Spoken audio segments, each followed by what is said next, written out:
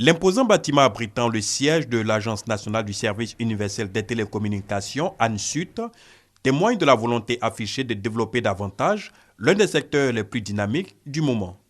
En visite de travail avec l'équipe dirigeante, Bruno Nabagné-Koné, ministre ivoirien de la Poste et des TIC, a rappelé le rôle clé de cette société d'État dans le développement des technologies.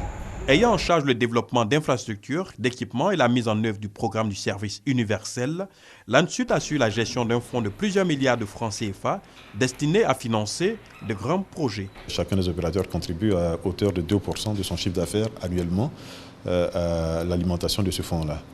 C'est pour cela que nous devons être regardants et extrêmement exigeants vis-à-vis de nos collaborateurs sur l'utilisation de ces fonds.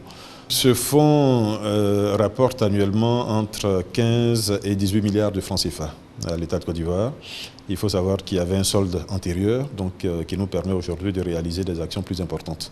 Dans la dynamique de l'appropriation des TIC et de l'accès au plus grand nombre, plusieurs projets sont en cours. Le projet national des réseaux haut débit de fibre optique, qui à terme devra couvrir à peu près 7000 km, devra permettre de connecter l'ensemble de nos sous-préfectures et préfectures.